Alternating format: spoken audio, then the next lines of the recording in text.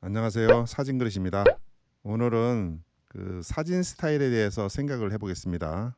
그 사진 스타일은 쉽게 말해서 개성이라고 생각을 하셔도 될 것 같은데요. 저는 첫 번째로 일단 개성을 중요하게 생각을 합니다. 풍경 사진에서 개성이란 무엇일까요? 남들이 주로 찍는 것을 같이 촬영하는 것이 아니고요. 무엇이 되었든 간에 내가 좋아하는 장면, 나의 시선이 가는 것을 담는 것이 개성이라고 생각을 합니다. 그래서 제가 자주 쓰는 말이 있는데요. 포인트 옆에 포인트라는 말을 자주 합니다. 두 번째로는 사진의 주제와 스토리가 있어야 한다고 생각을 하는데요. 뭐 그냥 좋아서 담았다? 이런 것은 말이 안 되는 거죠.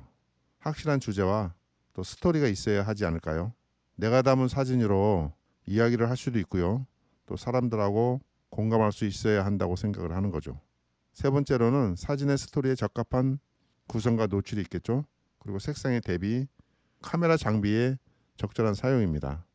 그리고 후보정은 과하지 않고요. 그 사진 스토리에 적당한 후보정이면 된다고 생각을 하는 겁니다. 자, 그렇다면은 개성적이고 독창적인 표현은 무엇을 말하는 걸까요? 저는 풍경과 자연을 담으려고 여기저기 참 많이 다녔는데요.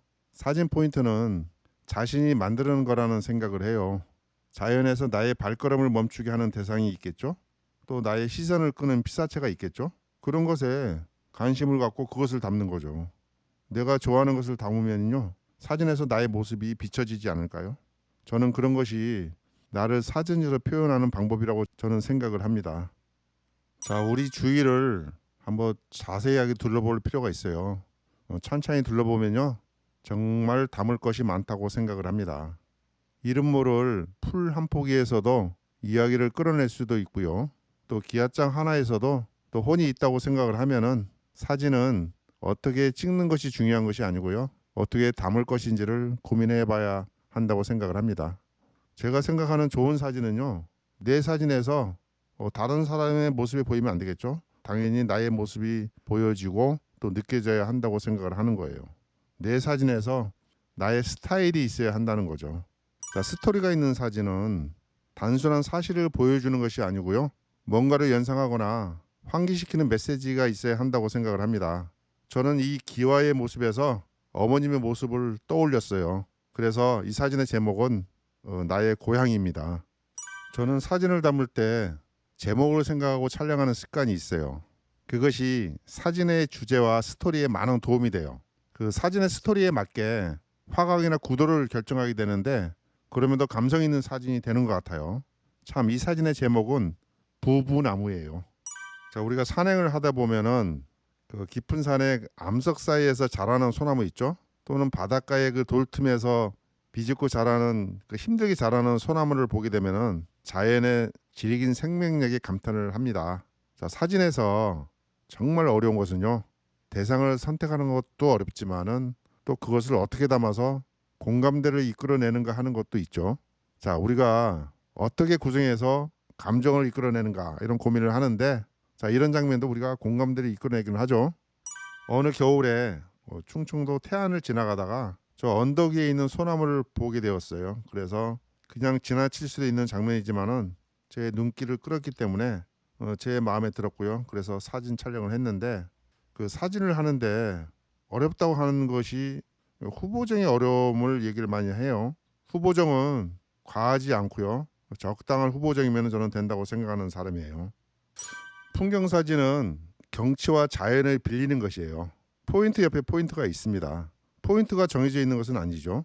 내가 느끼는 곳, 그 모든 것이 포인트가 될 수 있어요.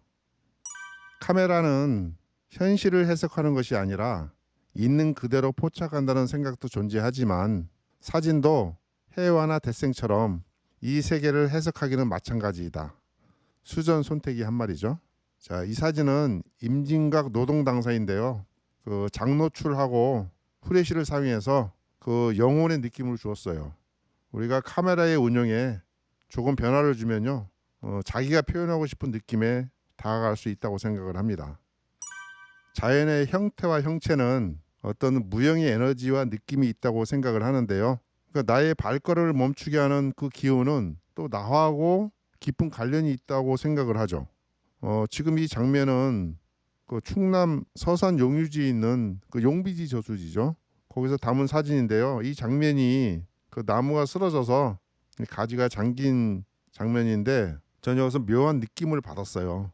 우리가 같은 것을 바라보더라도요. 어떤 이런 에너지와 느낌을 얻게 되면은 뭐 당연히 사진을 담겠죠. 하지만 그런 것을 못 느끼면은 뭐 사진을 담을 이유는 없겠죠. 그래서 우리가 그 자연 사진을 담을 때는요. 어떤 그런 기운을 받아들이는 것도 저는 사진을 담는 데 도움이 된다고 생각을 해요. 그 사진만의 매력을 이야기하라면요. 사진은 비유적인 표현이 가능하다. 그리고 또 어떤 영감을 떠올리게 할 수 있는 사진을 담을 수 있다. 이렇게 이야기하겠는데요. 그 여주 근처의 시골에서 이 조형물을 보게 되었어요. 그래서 사람들에게 이 조형물에 대해서 제가 물어봤던 기억이 있는데요. 그 사람들이 이야기하기를요. 어떤 공장이 있었는데 이것을 놔두고 어디로 가셨다 그래요. 그래서 그 사연이 매우 궁금했던 기억이 나는데요. 저는 이 조형물을 보고 어린 왕자의 꿈이라는 생각이 들었어요. 빛과 그림자. 그림자는 운명이죠. 아니 숙명이라고 하죠. 항상 언제나 빛만 있으면 쫓아다니는 그림자를 사진으로 표현해 봤습니다. 이런 사진에는요. 팁이 필요해요. 그래서 해를 등지고 찍어야 되는데 그 내가 나오죠. 그래서 이런 그림자를 담을 때는요. 이 나무에 한 몸처럼 딱 밀착해서 담아야 내 그림자가 이 사진에 나오지 않습니다. 자, 아름다움만 찾아서 담는 풍경 사진만 하다 보면요. 그래서 사진의 스토리에 목마름이 있죠. 그래서 남들이 많이 다니는 포인트만 찾을 수는 없어요. 그럴 때는요. 어떤 자연에서 이야기를 찾아 담는 것도 좋은 방법이에요. 자, 시선이 가는 곳 작은 풀떼기 하나에도 우리는 의미를 부여할 수 있겠죠. 참고로 이것은요. 200mm 망원으로 담은 거예요. 시골에서 차를 몰고 가다가 신장로 옆에 있는 작은 산소를 보게 되었는데요. 그런데 그 산소에 있는 그 말라버린 작은 풀떼기를 봤어요. 그리고 저는 이제 거기 마음을 뺏긴 거죠. 그래서 원래는 그날 다른 것을 촬영하려고 지나가던 중이었는데요. 저는 이 장면을 담기로 하고 그 원래의 목적을 바꾸게 되는 거죠. 자, 망원 렌즈로 그 역광을 이용해서 그 스팟 측광으로 담은 사진이에요. 그 좌측은 원본 사진이고요. 오른쪽에 이제 흑백 변화를 한 사진입니다. 자, 이렇게 두 장을 담아서 붙이면은 파노라마가 되는데요. 표현 방법은 무궁무진하죠. 그러니까 중요한 것은 어떤 대상을 찾는가 하는 것이죠. 그래서 자연에서 이런 피사체를 찾는 것은 관심이에요. 자연에 관심을 갖고요. 주위를 둘러보면은 생각 외로 담을 것이 많아요. 그래서 오늘 하고 싶은 이야기는요. 포인트 옆에 포인트가 있습니다. 이것으로 오늘 이야기를 마치겠습니다. 수고하셨습니다.